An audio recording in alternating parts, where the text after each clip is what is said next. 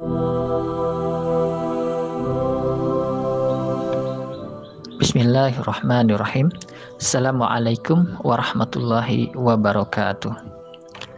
Alhamdulillahillazi arsala rasulahu bil huda wad dinil haqq liyudhhirahu ala dini kullihi wa kafa billahi syahida.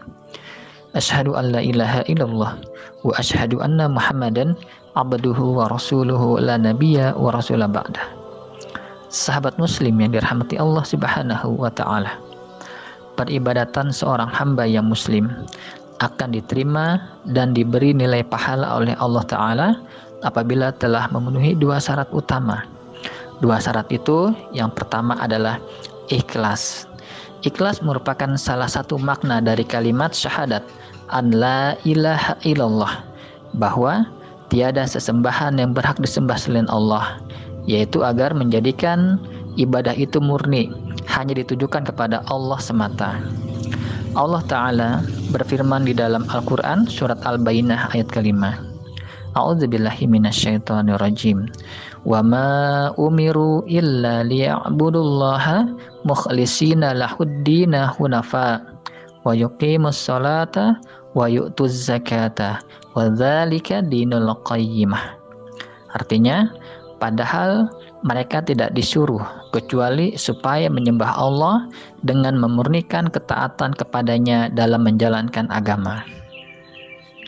Lalu di surat yang lain Allah Ta'ala berfirman, fa'budillaha mukhlishan lahuddin, maka beribadahlah kepada Allah dengan memurnikan ketaatanmu kepadanya. Quran surat Az-Zumar ayat kedua. Sahabat muslim dirahmati Allah Subhanahu wa taala, Rasulullah SAW juga bersabda, Innallaha azza wa jalla la yaqbalu minal amali illa ma kana lahu khalisan wa batughiya bihi wajhu. Artinya, sesungguhnya Allah tidak menerima suatu amal perbuatan kecuali yang murni, yang hanya mengharap ridha Allah saja. Hadis riwayat Abu Daud dan An-Nasai.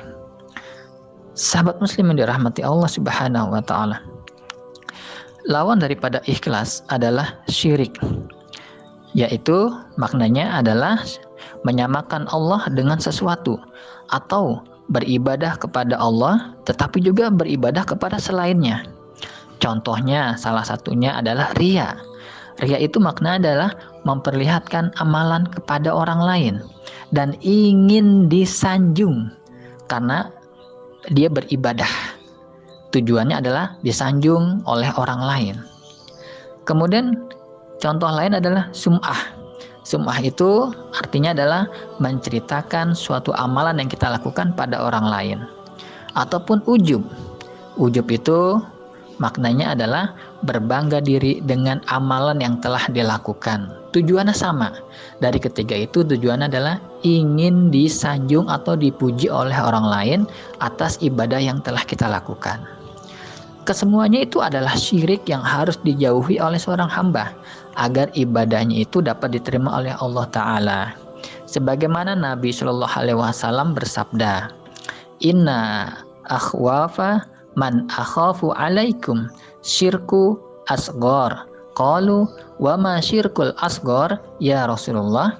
Qala ar-riya. Artinya, sesungguhnya sesuatu yang paling aku takutkan terjadi pada kalian adalah syirik kecil. Lalu para sahabat bertanya, wahai Rasulullah, apa itu syirik kecil? Lalu Rasulullah SAW menjawab, yaitu riya. Hadis riwayat Imam Ahmad.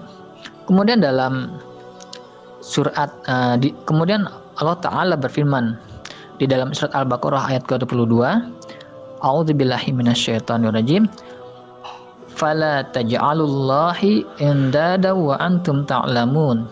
Artinya, janganlah kamu mengadakan sekutu bagi Allah padahal kalian mengetahui. Orang yang rajin beribadah kepada Allah, namun dalam waktu yang bersamaan ia belum bertaubat dari perbuatan syirik dengan berbagai bentuknya, maka semua amal ibadah yang telah dikerjakannya menjadi terhapus, menjadi hangus, dan ia menjadi orang yang merugi di akhirat kelak.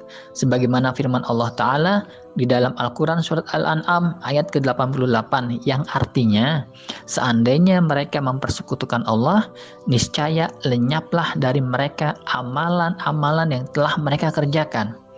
Atau di dalam surat yang lain Allah Ta'ala berfirman, Quran surat Az-Zumar ayat 65 yang artinya, dan sesungguhnya telah diwahyukan kepadamu dan kepada nabi-nabi sebelummu wahai Muhammad, jika kamu mempersekutukan Allah, niscaya akan hapuslah amalanmu dan tentulah kamu termasuk orang-orang yang merugi.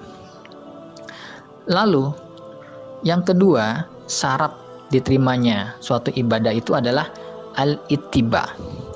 Al-ittiba itu artinya adalah mengikuti tuntunan Nabi Muhammad SAW, merupakan salah satu makna syahadat bahwa an Muhammadar Rasulullah, yaitu Muhammad itu adalah utusan Allah, yaitu agar di dalam beribadah harus sesuai dengan ajaran yang dibawa oleh Nabi Muhammad SAW. Karena setiap ibadah yang diadakan secara baru, yang tidak pernah diajarkan atau dilakukan oleh Nabi Muhammad SAW, maka ibadah itu tertolak. Walaupun pelakunya tadi seorang muslim yang niatnya ikhlas karena Allah dalam beribadah. Sebagaimana beliau SAW bersabda, "Man amila amalan laisa alaihi amruna fahuwa raddun." Artinya, barang siapa yang mengamalkan suatu amalan yang tidak ada urusannya dari kami, maka amalan itu tertolak. Hadis riwayat Imam Muslim.